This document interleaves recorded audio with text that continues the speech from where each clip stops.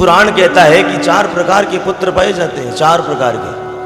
पहला पुत्र है शत्रु पुत्र। आपका ही कोई शत्रु पुत्र रूप में आपके घर में आ गया और आकर के आपको रोज परेशान करता है। अब ऐसा परेशान करता है कि आप किसी को बता भी नहीं सकते। शर्म आती है, समाज में रहते हैं, परिवार में रहते हैं, दिन रात कुटेगा वो, क्योंकि पिछले जन्म का कार्मिक अकाउंट अभी भी ओपन है। उस समय समझौता किया नहीं, इसलिए पुत्र रूप में आकर के अब वो आपसे बदला ले रहा है, रोज कोर्ट कचहरी के चक्कर लगवा रहा है।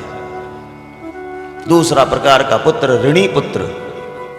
किसी का आपने ऋण लिया, बिना चुकाए राधे राधे होलिए, ऋण तो पड़ा है, अकाउंट अभी भी ओपन है, तो भगवान उसे आपका पुत्र बना करके भेज देगा।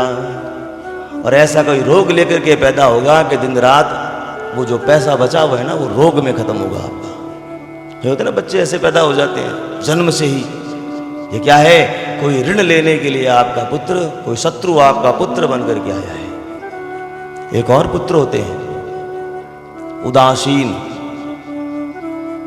जो आज बहुतायत में पाए जा रहे हैं वर्तमान में, जो ना तो आपको दुख देगा ना आपको सुख देगा, आपसे सारी सेवा लेगा, पढ़ाओ लिखाओ, उसका विवाह करवा दो और वो बाहर निकल लेगा, या तो विदेश चला जाएगा या इसी देश में किसी अन्य राज्य में अपनी पत्नी के साथ में अकेला रहेगा। समय समय पर आपके पास आएगा। हमारा गुरुदेव, हमारे गुरुजी कहते हैं कि हम उस दौर में जी रहे हैं जहां पर बेटियां नहीं बेटे भी विदा हो रहे हैं।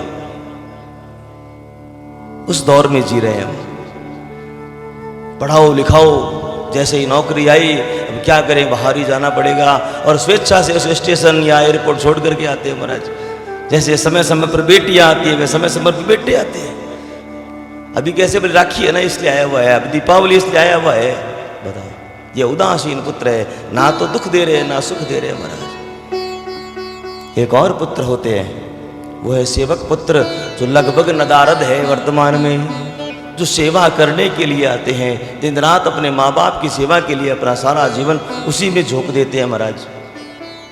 वो लगभग प्रतिशत में कम हो चुके हैं। ऐसी बात नहीं है, नहीं है ऐसे पुत्र आज भी हैं, लेकिन कम है।